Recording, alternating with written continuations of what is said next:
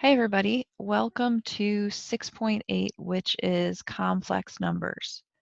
Um, this is a section where we are going to change the rules a little bit of what we've been doing, just so you're aware. I told you at the start of chapter 6 we were going to get through most of it and then we were going to change a rule. Here it is. So in this section, we are going to talk about imaginary numbers. An imaginary number is just what you see here. Oh, I'm not grabbed onto my pen apparently. Sorry. Is the number I. Essentially, and we'll see the breakdown of it in a minute, mathematicians got frustrated. The idea that the square root of a negative number wasn't real. And they went, you know what?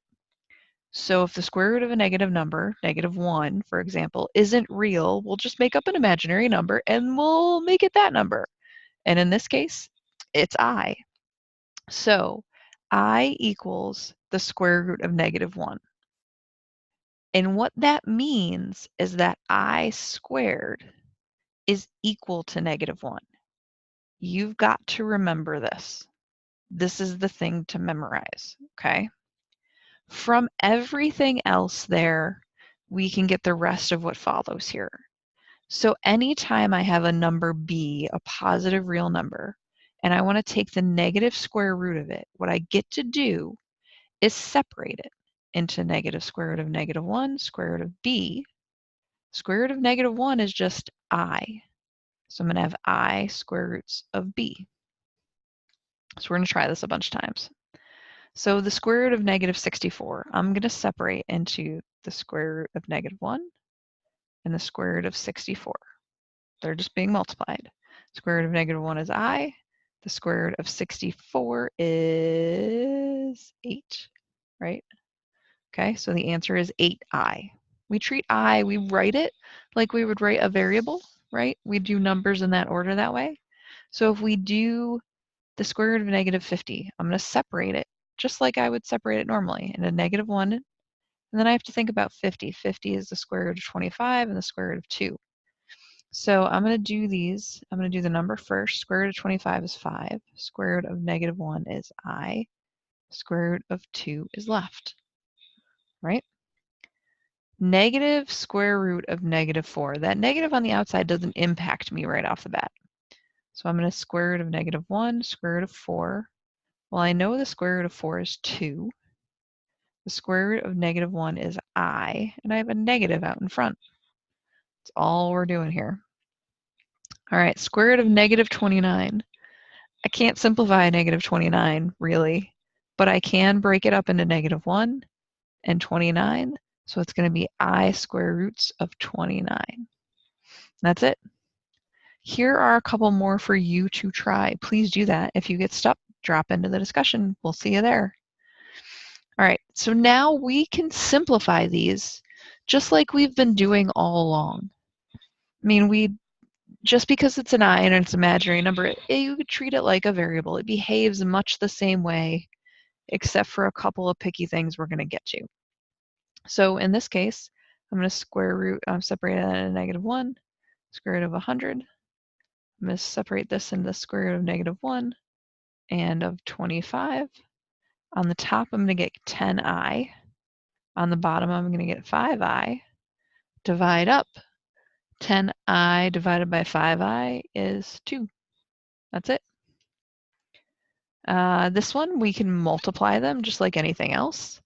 So here's what happens.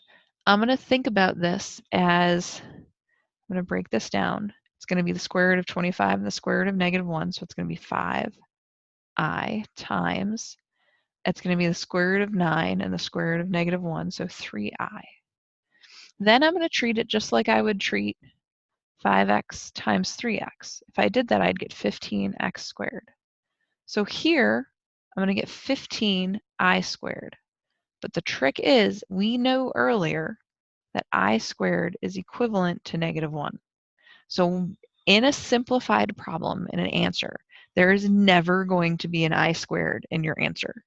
Because if there is an I squared, it is the same as -1. So in this case, we are going to replace it with a -1. 15 times -1 makes -15. That's it. All right, let's try this one. -5, square root of -5 times the square root of -5. Well, it's going to be, pull out the I square roots of 5 times I square roots of 5.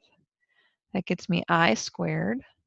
Square root of 5 times the square root of 5 is 5. 5I squared. Remember that I squared is equivalent to -1, so it's going to give me -5. That's it. All right, these are ones for you to try. They work the same basic way. Stuck, you drop into the discussion. There's a little chart to think about this. Basically, it cycles through. I to the first is the same as I squared is -1. I cubed is really just this guy times this guy, right? I to the first and I to the second combined. So that would be a -1 times an I. That gets me a -I. Okay? And then a -I, right, times another I, oh my goodness, gets me just a plain old regular 1.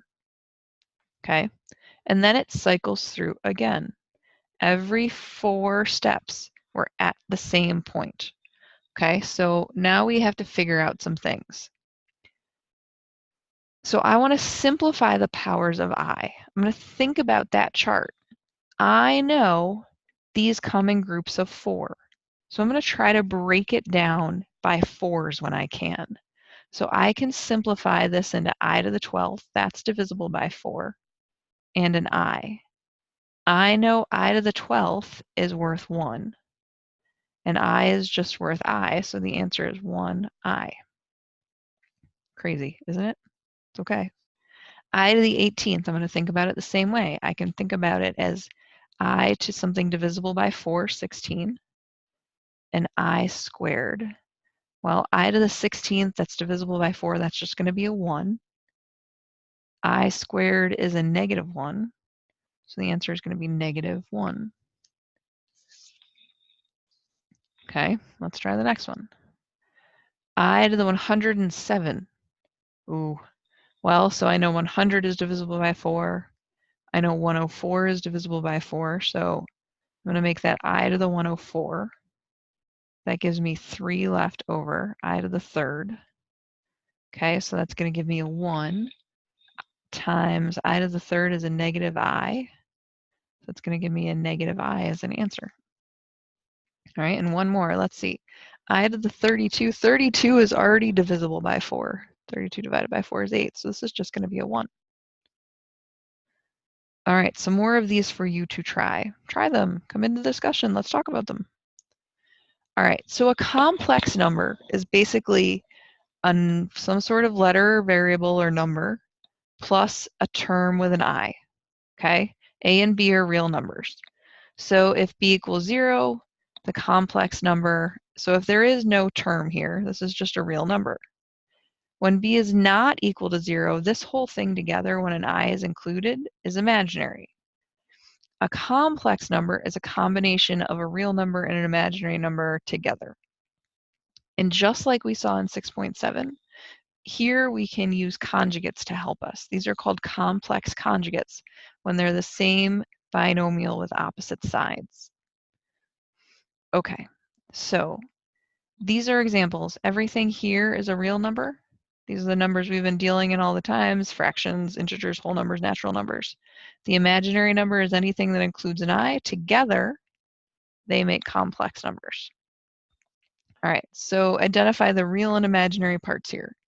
Well, in this case, we're not going to spend super long on these. This is the real part. This is the imaginary part.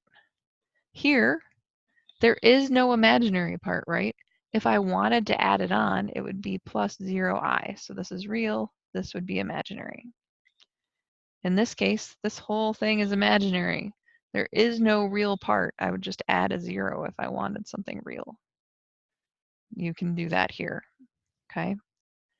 All right, add or subtract is indicated. Add or subtract are indicated. This problem is like the one students do most commonly wrong all semester, right here. This is it. This tortures me.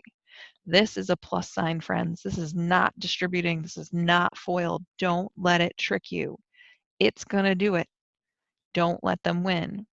When it's addition, it's just you're just adding. So break the parentheses. 1 minus 5i plus negative 3 plus 7i. Add the like terms. 1 and negative 3 is negative 4. Negative 5i and 7i would get me plus 2i. Done. Oh, did I add that wrong? 1 and negative 3 is not negative 4. I'm recording this one at night, which I don't usually do. So when my brain is melted, this is why it's a negative 2. Pardon me. Excuse me. This one works the same way. We find common denominators. It's all we need to do, right? So here's the thing.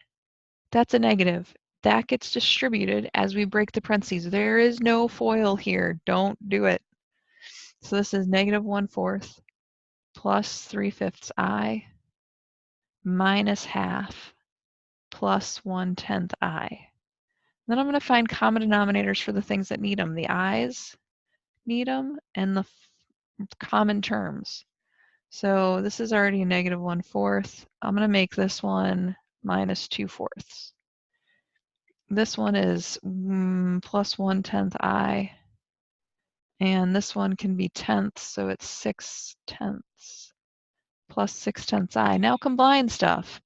Negative 1/4 minus 2/4 is negative 3/4. 6/10 I and 1/10 I is plus 7/10 I. And it's done. And we're almost done with this section. All right, add or subtract is indicated. Here we're having, we want to end with the same radicand, right?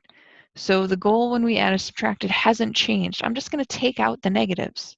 So I'm going to make this the square root of 8, I square roots of 8 plus I square roots of 18.